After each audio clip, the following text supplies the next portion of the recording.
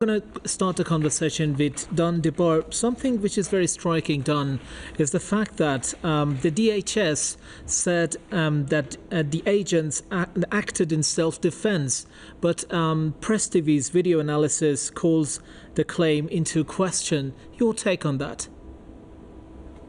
First of all, this is not an uncommon situation in the United States. It may be and I don't want to be misunderstood using this word, but it may be sensationalized right now. In other words, we're focusing on this particular act. But this has been an ongoing problem in the United States for decades anyway. I will pick one year, say 2010. Small city, 30,000 people population, about 70 miles north of New York City, called Newburgh in New York State, where within 1 year, 6 people were shot and killed on the streets by police in Newburgh. Zero accountability, whitewashed by the district attorney and by everyone involved in it.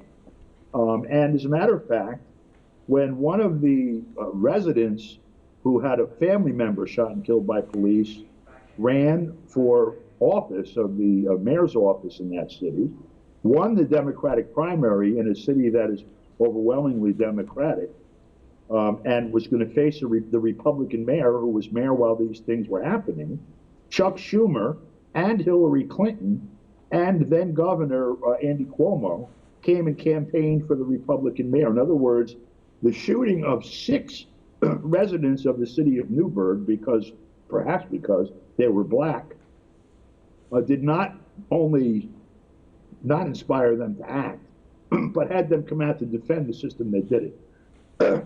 These are acts of the state. And when you look at the acts of the state, you have to ask, in essence, whose state is it? Who established it? Who maintained it? And for whose benefit does it operate? In the case of the United States, this state has been standing for 250 years. It was founded by slaveholders who used genocide to take land that at the time had only gone as far as the Ohio Valley, to move it all the way to the Pacific, and then use slave labor and other types of peonage to build an economy that is now, the largest economy in the world. The ownership of it has only grown more and more concentrated, and those people who own that own this state. So these are their acts. Chuck Schumer has been a very willing player for the major actions of these very same people, destruction of Iraq, Libya, etc., the invasion and destruction of countries all over the world, and the sucking of blood of all kinds of people everywhere that the U.S. sits in domination. So for Schumer to stand up now and say he's going to defend us from ICE is ludicrous. Right, Don. Well, I have Mayam Azacha also in the studio with us in our Tehran studios. Mayam, very good to have you on the program. Of course, you had what Don had to say about this. We have an update, and that is Homeland Security Secretary Kristi Noem saying that Alex Pretty impeded a law enforcement operation, and that was considered an act of felony. She defended the agents involved in his death. Your take? Of course, they have gone as far as calling, basically any such acts an act of terrorism. Even certain U.S. officials have talked about that. And it's very interesting where, standing for a fellow citizen in the U.S. can be considered like a grave crime. However, in Iran, setting a policeman on fire, beheading a security, officer can be, this is just protesters, and they don't even call them rioters. So all the while, what was going on in Iran, the burnings, the beheadings, the gruesome crimes that really very, very Daesh-like, very ISIS-like crimes going on in Iran.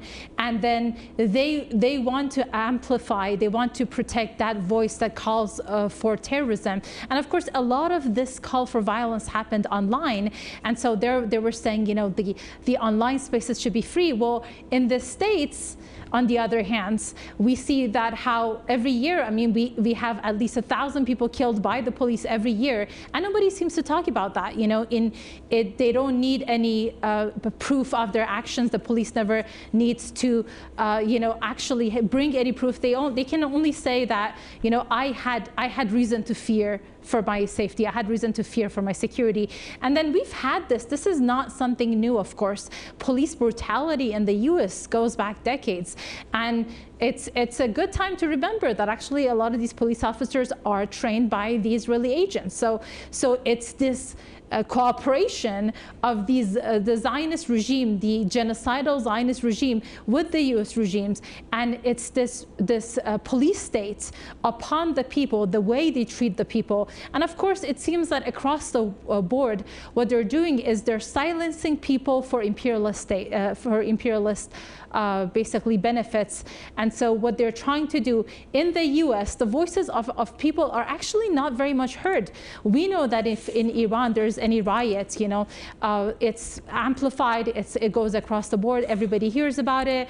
They talk about, the rights of the Iranian people, that, any violence is justified because people are suffering. Whereas in the U.S., thousands of people could be on the streets. You don't really see that on mainstream media. You don't really see the voices of Americans amplified, the voices of Americans even heard, let alone amplified.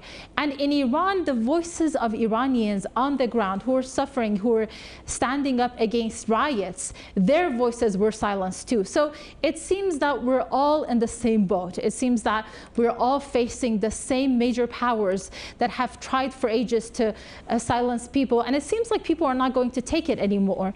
But what is very important to pay attention to right now is, of course, we see the violence by the American police. We see the violence by actors on the ground. We see the open justification of the violence against protesters, against anybody who's supporting a fellow American who's there. Maybe, of course, a lot of these people are there legally, but who are, supporting each other. It can be justified. The killing of them can be justified.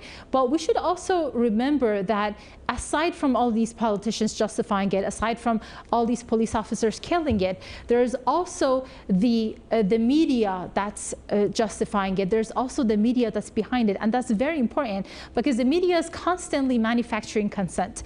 The media is constantly telling people what's okay, what's not. And so this is a very important time for people to turn to independent media, to try to see that how every word is used. In Iran, a rioter is called a protester.